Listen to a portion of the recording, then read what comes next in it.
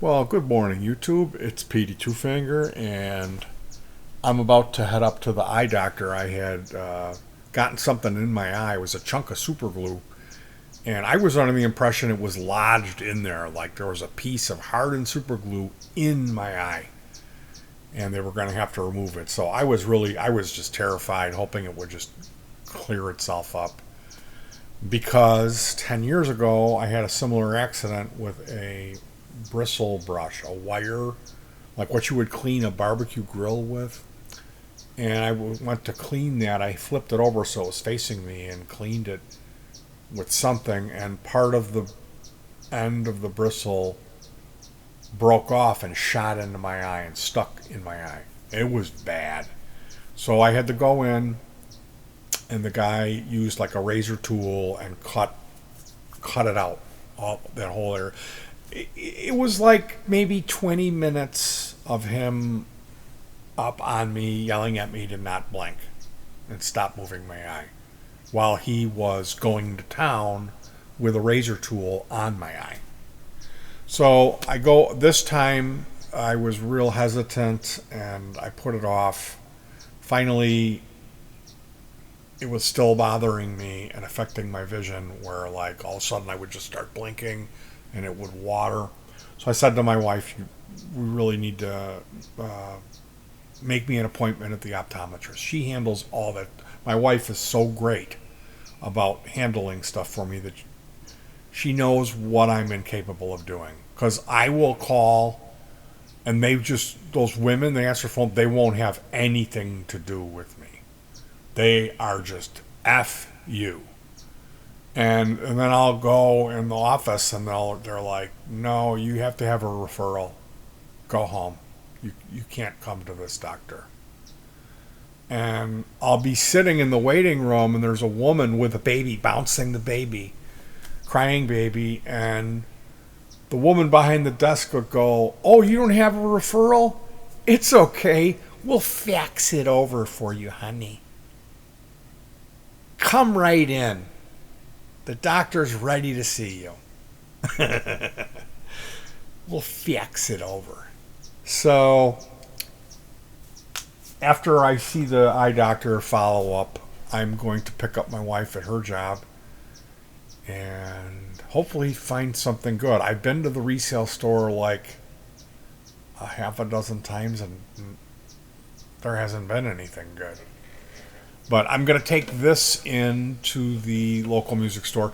I used to go to this place and they would restring my Fernandez, which has a Floyd Rose tremolo system. Now, what that means is when you put strings on that guitar, it's a little bit more involved. You got to like get in there with some Allen wrenches and loosen some things and kind of be careful when you're to not over tighten stuff. So it's a little bit more involved.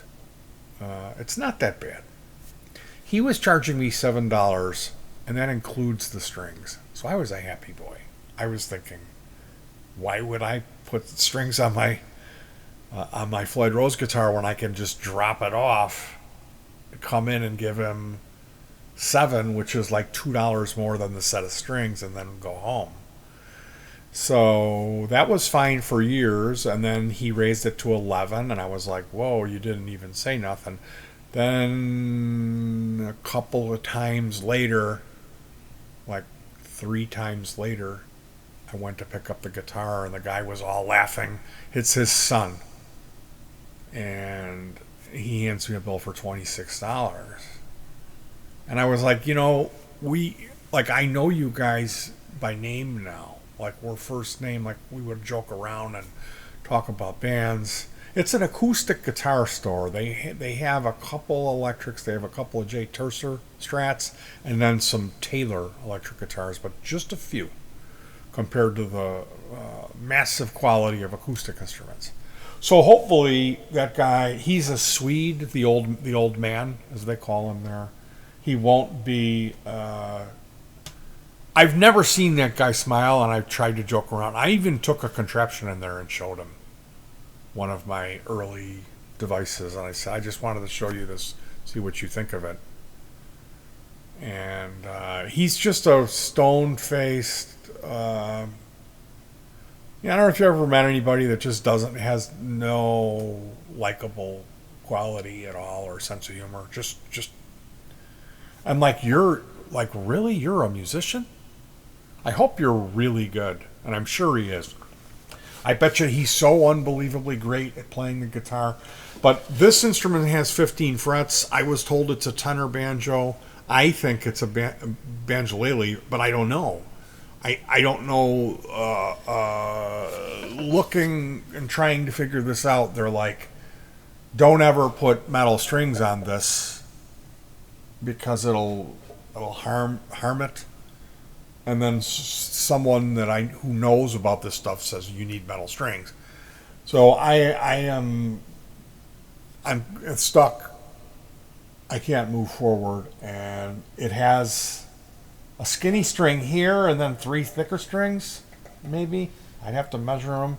It might be too thick, a skinny and a skinny. I'm not sure. But these strings are old. I want to replace them, and I want it tuned to what it is supposed to be tuned at. Like I'm so far out of my league with this, and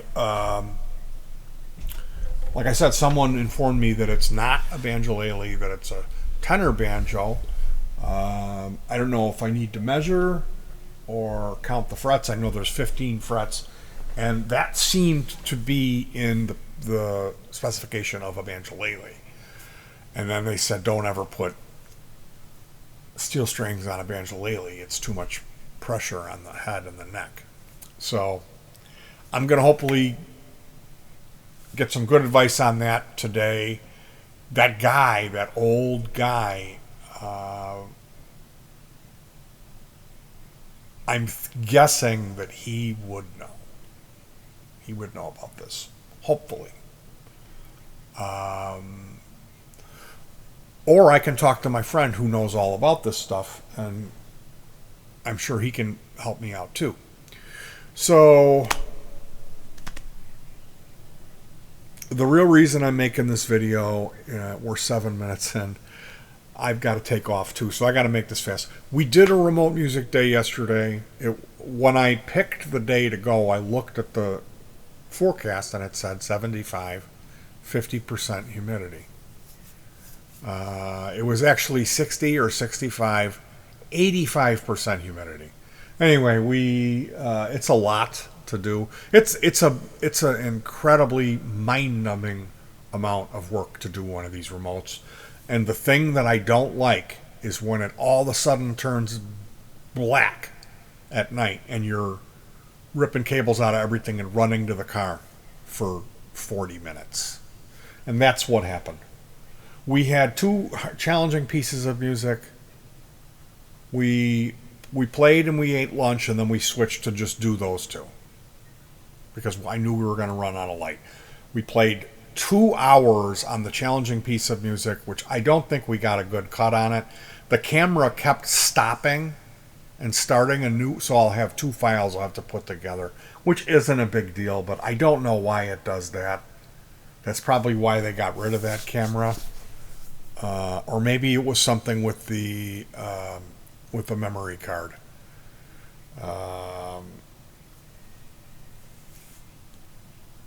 Gopti has a hard time playing these 2 pieces of music. She played the easier one, and she played a G instead of a G sharp, or a C instead of a C sharp, through the whole piece. I heard something was up. Something was up. When we got done, she was like, well, let's move on to the next one, as she does, which is her job to keep things going. I was thinking we need to do it again.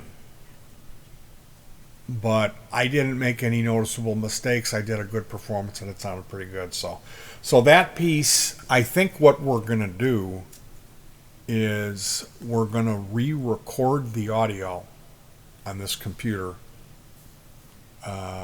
I've got the drum track. I can play the guitar. I'm going to set up the same gear that I played through, which is the Nuix MG300 and then the Moore Ocean Machine, to get this really cool syncopated echo effect. And then she can redo her bass part. and then we'll put that audio up. So you should be seeing that new piece of music. The second one, the one that is challenging, the Pink Floyd tribute, the one that I'm really excited about, I don't know. I don't know if we're going to be able to edit out of, we did like 7 takes of it. It's 15 minutes long. We played it for 2 hours. And it was like, it was so humid it would just start misting in the air. Like it was just misting. Everything was just damp. And the new center channel speaker, my dry rig, is great. But I was playing that predominant, and then on the mixes that we got, her bass was so loud. I guess I need to turn the master volume on her multi-effector down.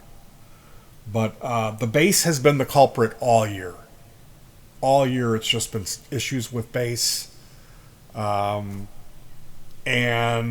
like these speakers that we have, they're 8-inch. They're just not, they're like, I need some 10s or some 12s. I really do. We've got, they don't have compression horns, so the high end would suffer. I've got like a 12 with a horn, and I've got some 10s with horns, old stuff, and I'm thinking maybe we should try that. If there's room for it in the car, I would like to get another 12 to match the 12 that we have. Like ideally, if we could get some small 12-inch PA speakers that have compression horns used, I would be a happy boy. Because there were some clipping issues, but yeah, it was like gray. It was just like clouds, and it was gray, and it slowly started getting dark, and then I was like, holy cow, it's gonna be dark. We need to, there's 8 songs that we haven't played, and I'm like, we'll just play the last 3. So we started playing the one, and I was like, no, skip this song. Do this. Well, this is the one I really want a tape of. And we started playing that, and I looked, and it was like pitch black. Like within that amount of time, it just, and it's like 5:30 or something. Like our day was just, we really needed to set the alarm for 5 and just go over there at 6:30. That's what we needed to do. So it was all my fault. We haven't been practicing. There was this family party, and our daughter came to visit us. So it is what it is. This year was we didn't get to go out much, but I've got all of the footage, so I can go back and edit more songs. I'm coming at you like, oh, it's a failure and it's not good. I should be able to edit some of this stuff and get some uploads out of it, and hopefully both of these new songs will be able to get an edit, because I really want to. I'm super excited about sharing that with you guys. So at this point, I've got a massive amount of work of going through this stuff and taking notes and seeing, can I splice together a super take? And what do I do for the video? What do I do as far as the editing goes? So yeah, it was a good remote. It was good in that we didn't have any equipment issue, which is rare. It's only been a couple of times that's happened, but really, I think the issue is I need to spend some time with her multi-effector and her bass fine tuning bass tones. And also, she was just way too loud. She was just blasting, and I don't know how that happened. So it seems like we're at a threshold because of this amp being a little more powerful. That I'm just everything's just too loud. It needs to all come down somehow.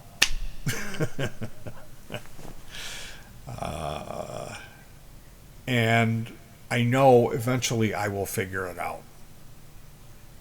But is that going to be what's in my mind next spring when we go out the first time? No, it's not. So we will figure it out. It's not that big of a deal. Um,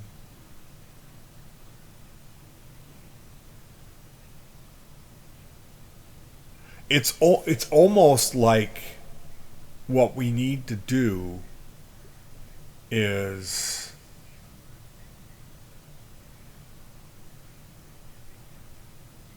Gonti needs her own bass amp.